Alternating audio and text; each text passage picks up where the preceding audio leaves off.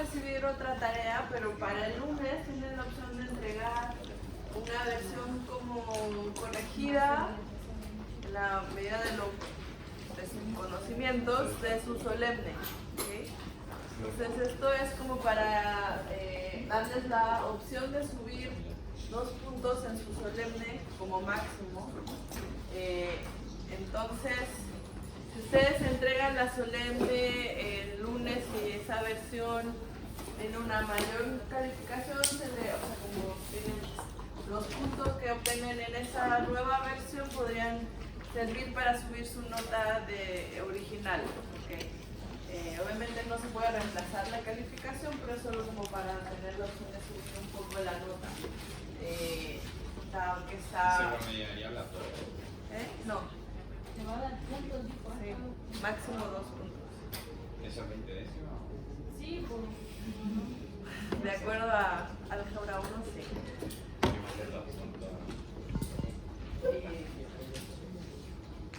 Y 200 decimales. Pero, ok, entonces vamos a empezar. ¿Sí? Sí estaban. No estaban viendo el buen sobre. Había varios sobres, entonces sí estaban. Ok, vamos a empezar la sesión de hoy.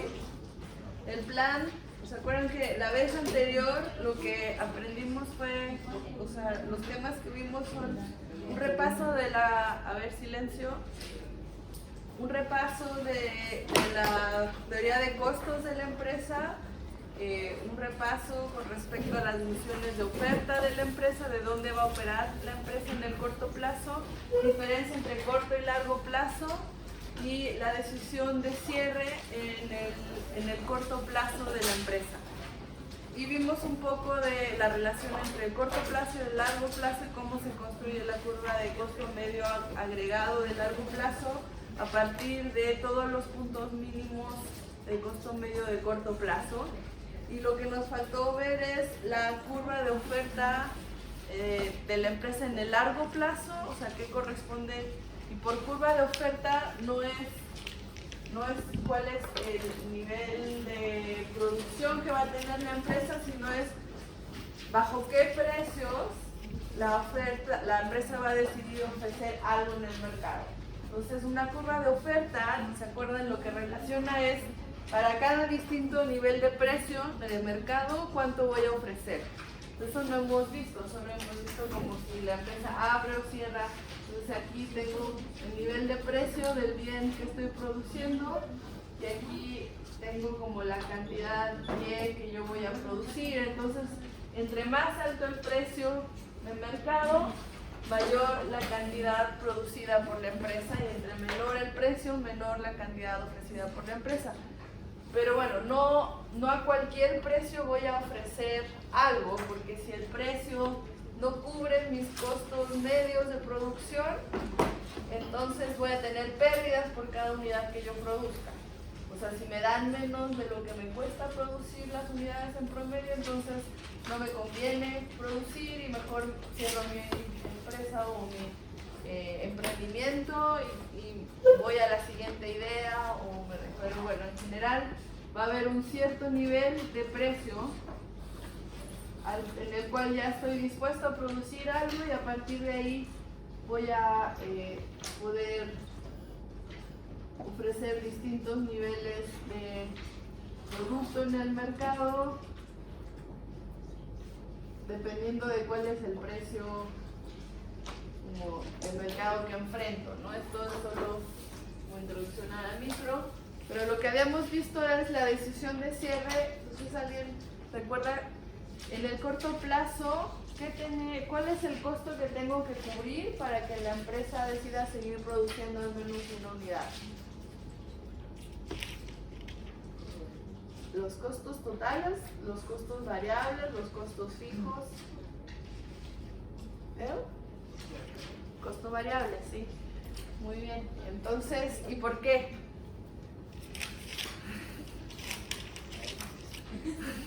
¿Cómo? ¿Qué pasa si no cubro mi costo variable?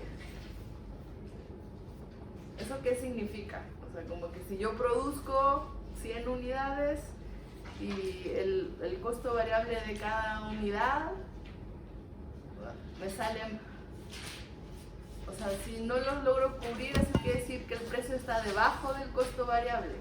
¿Y eso qué significa? Si el precio de venta o mis ingresos por unidad está debajo del costo variable, ¿cuánto me aporta cada unidad? ¿Positivo o negativo? Negativo. Ahora, para que, acuérdense que los costos totales de la empresa son iguales a los costos variables, que son los costos asociados al proceso productivo. O sea, si yo produzco 0, el costo variable va a ser 0, ¿no? Pero a eso le tengo que sumar unos costos fijos, esto estando en el corto plazo, ¿no?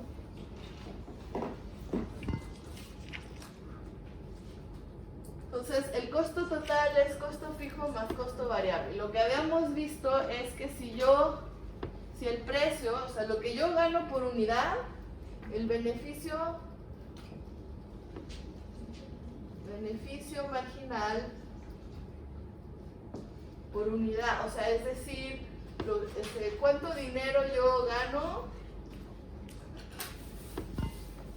por unidad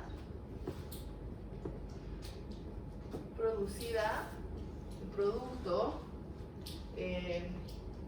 bueno, es igual al costo que me toma producir la unidad menos el precio al cual la vendo menos el costo total o sea, en promedio que me toma producir esta unidad. Pero el ingreso marginal, a ver, aquí vamos a cambiar esto por ingreso marginal, que es cuánto dinero me da cada unidad, no después de mis costos, sino de entrada. Lo que yo gano al producir una unidad es igual a el precio de venta. O sea, cuánto dinero me da producir, si yo soy una fábrica de sillas, producir una silla, el dinero que me da producir una silla es el precio de venta de esa silla, ¿cierto? Ahora, lo que me cuesta producir esa silla es la cantidad de trabajadores, máquina, tela, metal que yo tengo que emplear para producir la silla, pero también el pago de la renta del local o el pago de la renta de la máquina que genera la tela o que genera como el ensamblado de la silla, por ejemplo, ¿no? Entonces ese pago de la renta, aun si no produzco nada, lo tengo que pagar. Entonces eso corresponde a mis costos fijos. Mientras que el costo variable es lo que le pago a los trabajadores, lo que le pago a mis proveedores de la tela, o sea, todo lo que yo, dependiendo de cuánto voy a producir, voy a contratar. Entonces, en la medida en que el precio de venta sea mayor a mi costo variable, eso quiere decir que si yo produzco una cierta unidad mayor a 0, entonces voy a cubrir los costos variables de producir esas unidades y me va a quedar algún remanente. Ahora, ese remanente no necesariamente es beneficio, porque para que sea beneficio, ese remanente tiene que ser mayor a los costos fijos. O sea, si lo que yo gano, que es como todas mis ventas, ingresos totales, que es igual a el precio de venta, o sea, el ingreso marginal por cada unidad, por la Y, siendo Y es cantidad producida,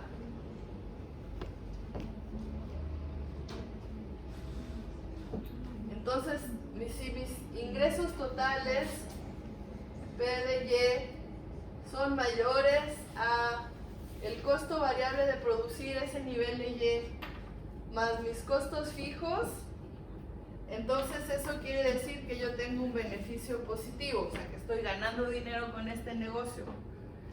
Si esto es mayor al costo variable pero es menor al costo fijo, o sea, si tengo como que el precio por Y es mayor al costo variable de Y, pero al mismo tiempo tengo que P de Y es menor al costo variable más el costo fijo, eso quiere decir que yo tengo un beneficio negativo, pero que al menos estoy cubriendo mis costos variables, lo cual quiere decir que yo estoy cubriendo parcialmente el costo fijo. No estoy cubriendo la totalidad del costo fijo, pero parte del costo fijo lo estoy pagando. Mientras que, entonces aquí, en este caso, mis pérdidas, ¿a qué correspondrían? A P de Y menos costo variable de Y menos costo fijo. Estas son mis pérdidas, siempre son así, pero mis pérdidas, esto sé que en este caso serían menores a el menos perder todos los costos fijos, lo cual si yo decidiera producir cero, si Y fuera igual a 0, entonces también tengo beneficio negativo, porque aún si ya no estoy produciendo, no estoy fuera del mercado porque es el corto plazo, entonces también tengo que cubrir los costos fijos aunque no produzca nada. Y entonces en este caso mis pérdidas serían menos el costo fijo. Entonces en este caso, mientras cubren los costos variables, me conviene producir para que la pérdida sea menos que el costo fijo. Ahora, cuando ni siquiera cubro los costos variables, eso quiere decir que cada unidad me está generando pérdidas en términos de sus costos de producción individuales, ¿no? Entonces, en ese caso, el tamaño agregado de mis pérdidas sería mayor al costo fijo y entonces mejor me voy con solo el costo fijo y produzco cero, ¿ok? Entonces eso era un poco lo que con lo que habíamos terminado la vez pasada. Y después de eso habíamos hablado de cómo se relaciona esto con el largo plazo, en el sentido que en el largo plazo el productor compara todas las circunstancias de corto plazo y decide el tamaño de escala que más beneficio le da, ¿no? Entonces, considera todos los factores como movibles, también los costos fijos los puedo modificar, entonces elige cuántas plantas de producción o qué tan grande me conviene que sea la fábrica para poder maximizar mi beneficio.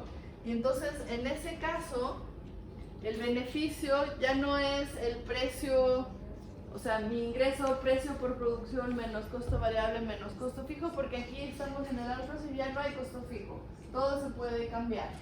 Entonces ahí el beneficio es la diferencia entre mis ingresos, que es el precio al cual vendo el producto, por la cantidad de producto producida, menos el costo de producir ese nivel de producción, todo es variable. Y entonces, igual que en el corto plazo, para ver cuál es el máximo beneficio posible si tienes tu función objetivo, derivas con respecto al nivel de producción y sabemos que en el óptimo mis ingresos marginales tienen que ser iguales a mis costos marginales.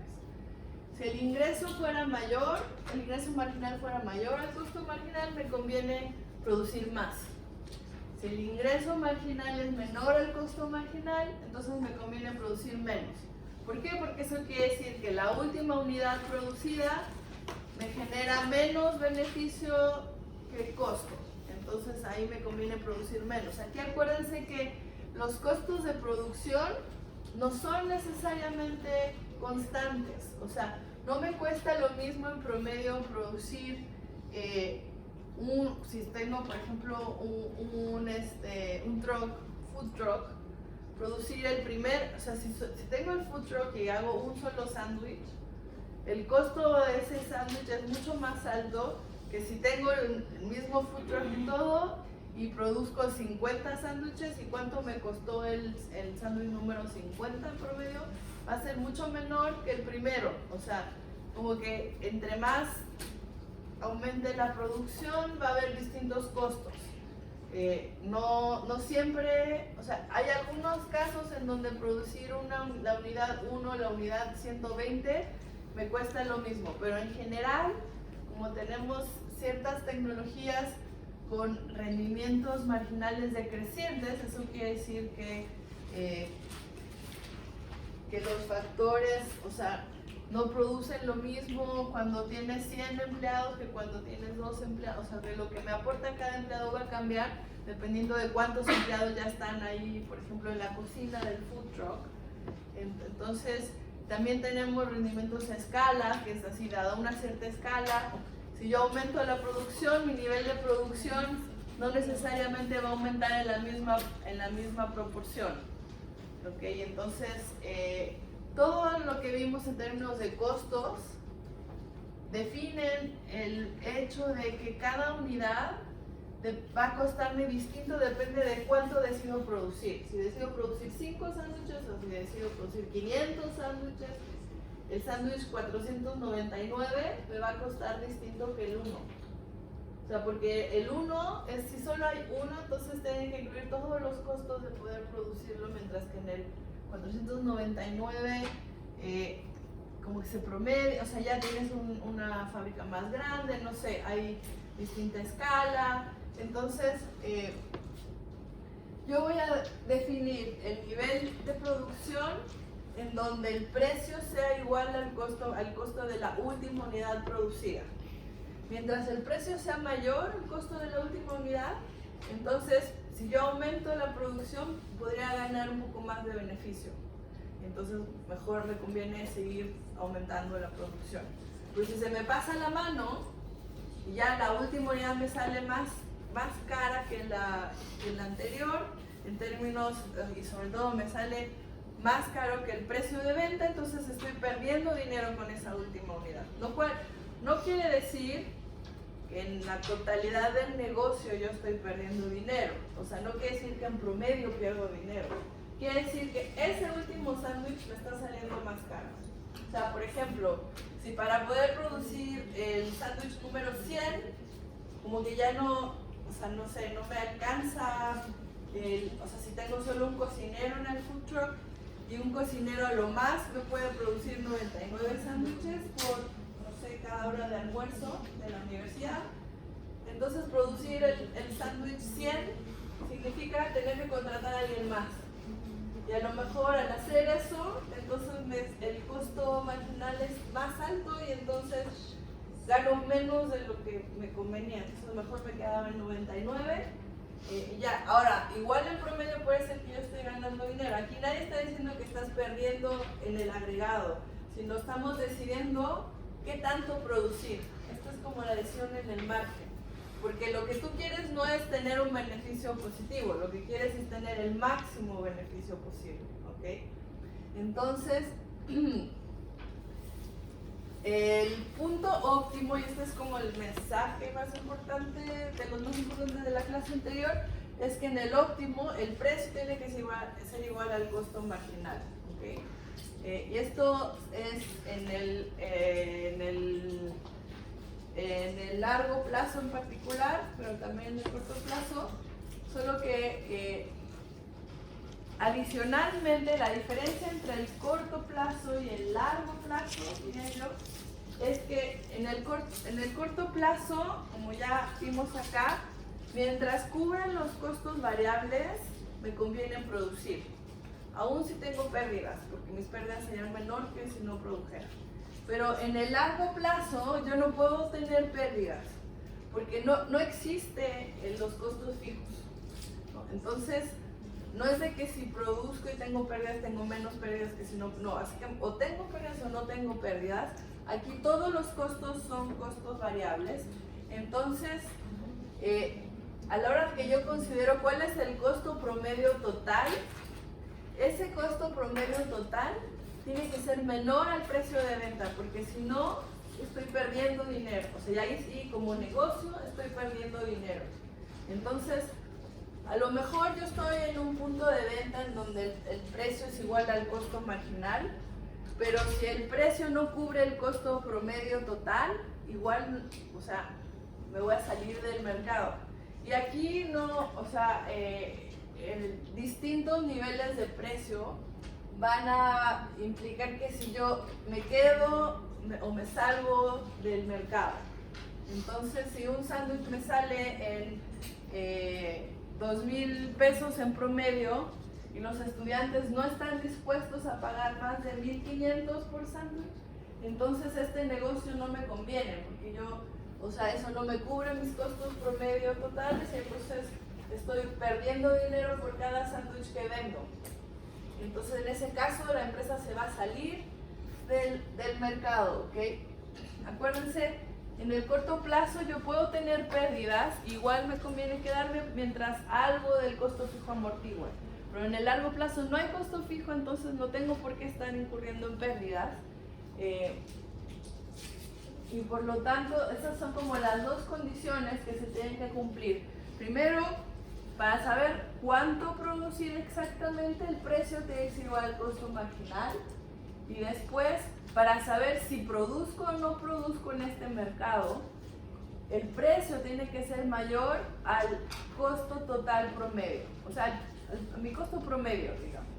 Lo que pasa es que le ponemos el total, porque eso quiere decir que incluye fijo y variable, pero en realidad, como no hay fijo en largo plazo, sería el costo total promedio es igual que el costo promedio. Ahora, o sea, por ejemplo, aquí tenemos una curva de costo marginal y una curva de costo medio. El AC es costo medio, average cost, MC es costo marginal, marginal cost.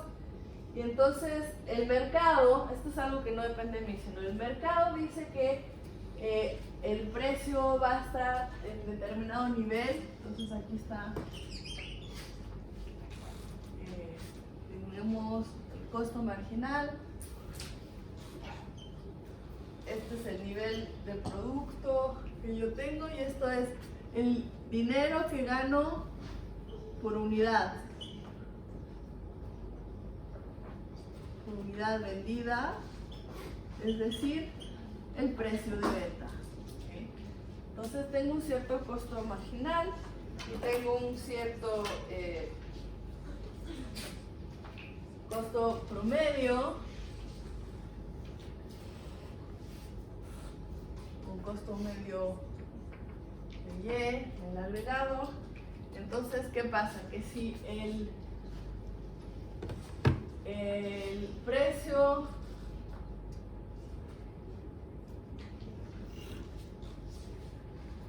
de aquí para acá son todos los niveles de precio, puede ser P0, P1, P2, P3, son todos los niveles de precio en los cuales la empresa acepta estar en el mercado porque no tiene pérdidas. ¿Okay? Entonces la empresa, se acuerdan que se va a situar en donde el costo marginal es igual al costo medio, porque eso implica como el menor, este es el menor nivel de costo medio posible. Y entonces, ¿cuánto producir de aquí en adelante? También va a depender del precio de venta. Entonces, en realidad, esta de aquí, la curva, la parte de la curva de costo marginal con pendiente positiva, representa la curva de oferta de la empresa. ¿Sí?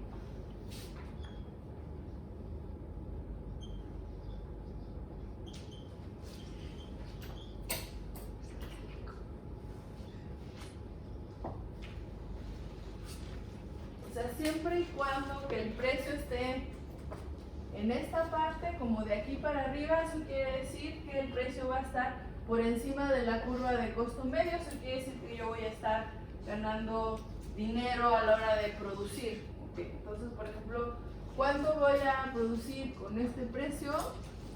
Con P2 voy a producir, esto es el nivel de oferta de la empresa, dado que el precio del mercado es P2. Si el precio fuera P3, entonces la empresa decidiría ofrecer este nivel de oferta y así. Pero si el precio fuera, por ejemplo, PB acá, entonces el nivel de oferta que estaría dispuesta a ofrecer la empresa sería 0.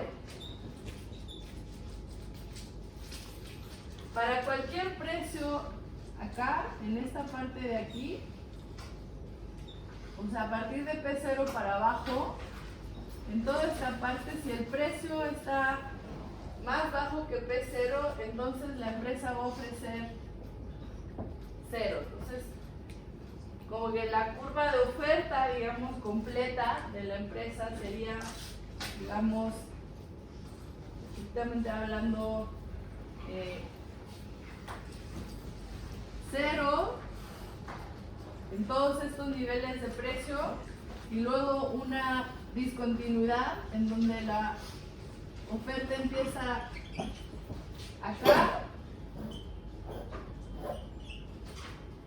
Entonces esta es la curva de oferta de la empresa, 0 hasta aquí, y a partir de este precio empiezo con este nivel de producción y luego para cada precio ofrezco estos niveles de producto que están indicados por la curva de oferta de la empresa. ¿Okay? Ahora, distintas empresas tienen distintas tecnologías, lo cual se va a reflejar con distintos costos medios. Entre más sofisticada la tecnología y más avanzado, más baja es la curva de costo medio y entonces yo puedo participar del mercado a pesar de tener precios bajos. Alguien que tiene una tecnología no muy avanzada, no muy avanzada en el sentido no muy competitivo, o sea, no sé, por ejemplo, tú estás en un negocio de la silla sin nada de mecanización. Entonces todo lo haces a mano, con puros obreros, desde la tela, o sea, con herreros. Entonces cada silla te sale muy caro en promedio, ¿no? Entonces esa empresa no va a poder competir a partir de que el precio de la silla empiece a ser un poco más bajo que un precio muy alto, que es el que, con el que empezaste el negocio. Pero digamos que luego hay cambios tecnológicos, llegan empresas que, no sé, importan sillas de China, empresas que importan piezas y luego solo las arman en una cadena mecánica, entonces su costo unitario va bajando, y entonces conforme eso sucede, entran al mercado y ellos, de entrada no quiere decir que el que ofrece el precio alto se sale, el que solo al principio solo quiere decir que estas empresas como más eficientes ganan más por cada unidad vendida que el que tiene los costos más altos. Pero mientras haya empresas que pueden producir a un costo más bajo, entonces eso quiere decir que van a tener como beneficios muy altos. Entonces estas empresas van a empezar a entrar al mercado porque es como una buena oportunidad. ¿Y qué pasa? Que a nivel agregado va a haber como más oferta de sillas, entonces el precio de venta de la silla va a empezar a bajar. Y si el precio de venta de silla baja debajo del costo medio de la empresa más ineficiente, ¿qué es lo que va a tener que hacer? Va a tener que cerrar, ¿no? Entonces, la tecnología a la cual tiene acceso cada empresa, cada unidad productiva, define mucho la dinámica, es decir, su posibilidad de quedarse en el mercado o tener que salirse del mercado, ¿sí? Y entonces, lo que sucede, digo, obviamente esto no pasa mes a mes, pero sí año con año, o más o menos en un mediano o largo plazo, es que los mercados son muy dinámicos. Hay nuevas empresas que se crean, que llegan, compiten, cambia la oferta, cambia el precio, y hay empresas que se tienen que ir, hay otras que se quedan, hay otras nuevas que entran, y así. Entonces, en la medida en que haya competencias y no haya barreras a la entrada, entonces va a haber como muchos cambios en términos de cuáles son las empresas que participan del mercado. Y en teoría, esto es, o sea, lo que de alguna manera lo que dice la teoría económica es que entre más competencia, más esto le va a favorecer al consumidor porque los precios van a bajar, y entonces eso hace que más gente pueda comprar sillas. Pero eso es suponiendo que no hay barreras a la entrada en el mercado de sillas. Si el primer productor de sillas hace un deal con algún senador y ponen una ley que hace que se necesite una licencia para poder ser un constructor de sillas, por ejemplo, y que solo el gobierno, la municipalidad puede darte esa licencia si tú cumples con ciertos criterios, no sé, inventados, muy ad hoc. Y entonces, aunque haya gente que tiene otras tecnologías y puede producir más barato, si esas personas no alcanzan a tener una licencia por alguna razón, con motivaciones más políticas o de corrupción, digamos, entonces no necesariamente el que haya este mercado que en pseudo competencia va a favorecer a los consumidores, porque entonces el precio de venta va a mantenerse alto de manera artificial. O sea, lo que es clave para que la competencia perfecta tienda a bajar los precios y hacer que la gente que produzca el bien sea la más eficiente y por lo tanto que se permita el mayor número de transacciones, es decir, que las transacciones se produzcan al costo más bajo posible dada la tecnología que existe en el mundo, y no solo la tecnología que tenga el primero que produce la silla, sino en el mundo. Entonces, o sea, algo clave que tiene que existir es libre entrada al mercado. O sea, en la medida que haya cualquier barrera para entrar a este negocio, va a repercutir en la dinámica o la velocidad con la cual se cambian los empresarios que participan en el mercado y la respuesta y en qué medida se va a reflejar cambios tecnológicos sobre los niveles de precio. ¿Okay? Entonces aquí, como otro mensaje clave, es que toda la teoría está fundamentada en el supuesto de que no hay barreras a la entrada. Y como sabemos, en la realidad, a todos los que están adentro del mercado les conviene meter barreras a la entrada para que ya nadie más pueda entrar. Entonces, no siempre se cumple ese supuesto, pero hay que considerar en dónde está el problema. ¿Es el problema de tecnología, que está como atorada en la tecnología, o es un problema de las leyes y las reglamentaciones que imponen barreras artificiales a costa de otros productores y del consumidor?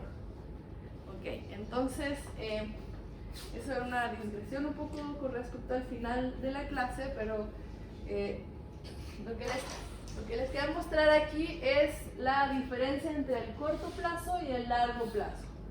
Como vimos, el beneficio de una empresa en el corto plazo no necesariamente corresponde al beneficio de largo plazo. Y de entrada lo que se tiene que cumplir es que el beneficio de corto plazo sea menor o así, en el mejor de los casos, igual al beneficio de largo plazo. ¿Por qué? Porque en el corto plazo estamos sujetos a una cierta escala y a lo mejor esa escala no es la óptima. Entonces, por ejemplo, en este caso, en el gráfico, tenemos una determinada escala que es distinta a la óptima, es menor que la óptima, en el sentido que el mínimo del costo medio de corto plazo, que está en azul clarito del lado izquierdo, o sea, tenemos en azul clarito la curva de costo marginal de corto plazo y la de costo medio de corto plazo. Entonces, ahí vemos que el mínimo del costo medio, que está en azul clarito, es más alto que el mínimo de la curva en verde oscuro, que es el costo medio de largo plazo. Entonces, pero bueno, si estuviéramos en esa circunstancia, como sujetos a esos costos fijos, dado el precio P', el nivel de producción óptimo que nos convendría producir, dadas nuestras posibilidades, sería aquel en donde el costo marginal de corto plazo es igual al precio de venta, ¿no? O sea, esto de que el costo marginal es igual al al precio se tiene que cumplir en ambos casos. Entonces, en el corto plazo, entonces el nivel óptimo de producción está dado por Y estrella S. S es para short term, o sea, de corto plazo. Entonces, lo que estamos mostrando ahí es que a diferencia, o sea, el nivel óptimo de producción de corto plazo es mucho menor que el nivel óptimo de producción de largo plazo. Porque en el largo plazo tenemos esta otra curva de costo marginal y entonces el precio de venta se iguala con esta nueva curva de costo marginal en el nivel Y estrella, que es mucho mayor que el nivel Y estrella S. Okay. Entonces, ¿cómo se comparan los beneficios en el corto con el largo plazo? Eso está dibujado aquí. el rectángulo pi s es el beneficio que recibe la empresa por producir Y S estrella. ¿A qué corresponde el beneficio? Es la diferencia entre el precio y el costo medio para ese nivel de producción, o sea, el ancho del rectángulo o lo alto del rectángulo. Eso me dice cuánto gano por cada unidad en promedio. Y para saber mis beneficios totales, multiplican eso por el nivel de producción. O sea, aquí voy a ponerlo, el beneficio, esto es por cada unidad que yo produzco,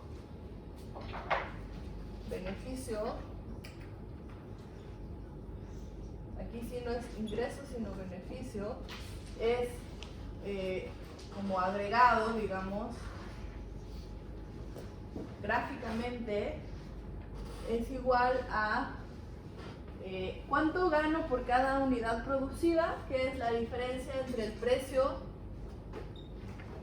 al cual vendo la unidad P', menos lo que me cuesta esa unidad que estoy poniendo a la venta, que es igual al costo medio de Y óptimo. O sea, en promedio, ¿cuánto me cuesta producir cada unidad?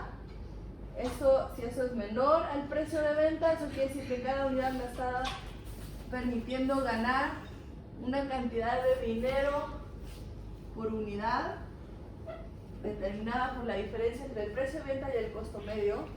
Y si eso, que es el dinero por unidad que gano, lo multiplico por cuántas unidades estoy produciendo, o sea, Y estrella, esto es el nivel de producción,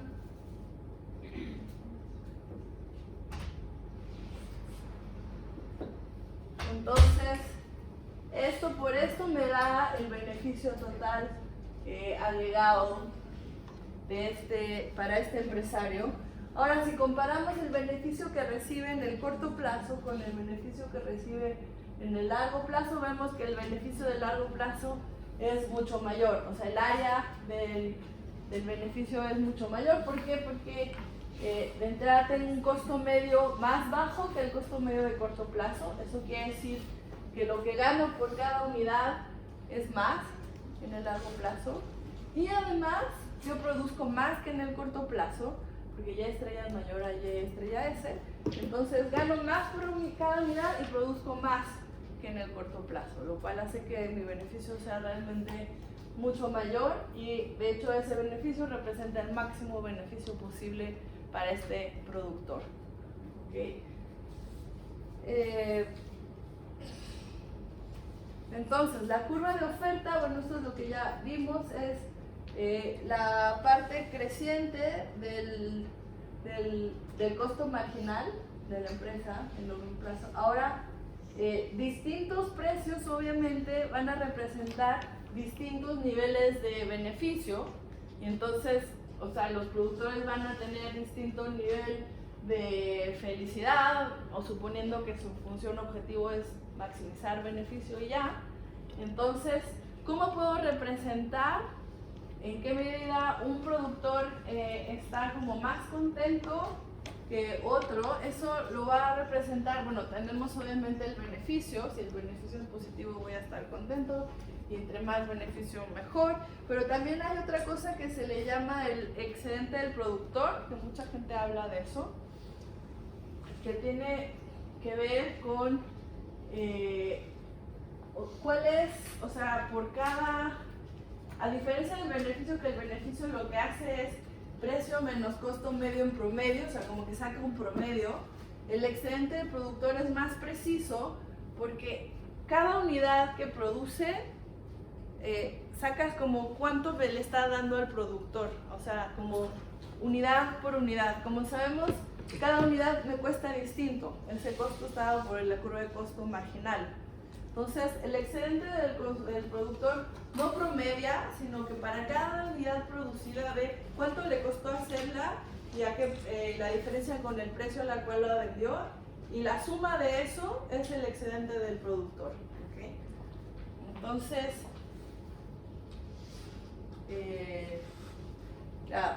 formalmente la definición es acumulación unidad por unidad del producto final, que es ingreso adicional menos costo de producción provocado de esa unidad en específico. Entonces, gráficamente corresponde a el área por encima de la curva de costo marginal y debajo del precio. ¿Okay? ¿Se acuerdan? El beneficio no estaba considerando todos los puntos de la curva de costo marginal, sino solo sacaba el valor del costo medio y ya, o sea, por eso era como un rectángulo. Y aquí es como todo el área porque es más preciso en el sentido de que no queremos promediar, sino queremos saber exactamente cuánto nos aporta cada unidad producida. ¿Okay? Entonces, en términos de cálculo, que no creo que les interese mucho, es la integral. O sea, la integral, o sea, la diferencia entre el precio y la integral debajo del área, debajo del costo marginal. ¿A qué corresponde eso? En realidad, eso corresponde a la diferencia entre mis ingresos y los costos variables. ¿Okay? Entonces, el excedente del productor no es igual al beneficio en el corto plazo porque existen los costos fijos. Sin embargo, en el largo plazo, si no hay costos fijos, entonces el excedente del productor efectivamente es igual al beneficio del negocio. ¿Okay? Entonces, acá en esta gráfica, la parte oscura, ya se acabó el tiempo. Bueno, nada más, aquí vemos la parte, no se ve bien los colores, pero en la presentación sí. Este cuadrado o rectángulo de precio por cantidad producida me da mis ingresos totales. Y los costos variables me los da el área debajo del costo marginal. O sea, la suma de todos los costos marginales es igual al costo variable de la producción. Okay. Entonces, la diferencia entre esos dos es el excedente del productor. Okay. Entonces, ya vimos. Y obviamente, entre más alto el precio, mayor el excedente del productor. Entre más bajo el precio, menor el excedente del productor. Siempre y cuando esté por encima del costo medio, el negocio va a seguir. Aunque entre menos excedente me representa, pues menos contento voy a estar de participar. Y aquí, esto es como un resumen de la clase de hoy. ¿Cuál es la oferta en el corto plazo de la empresa? Es el costo marginal por encima de los costos variables promedio. En el largo plazo es la curva de costo marginal que está por encima de los costos totales promedio. El excedente del productor es la diferencia entre los ingresos y los costos variables en el corto plazo, o sea, beneficio más costo fijo, y en el largo plazo el excedente es igual al beneficio. ¿Okay? Y hasta ahí llegamos con esta clase. El miércoles vamos a ver más comportamiento de mercado, ya que ya vimos cómo se comporta la firma en corto y largo plazo. Y después vamos a empezar a quitar el supuesto de barreras a la entrada para ver el caso de monopolio. ¿Okay? Vamos a dar el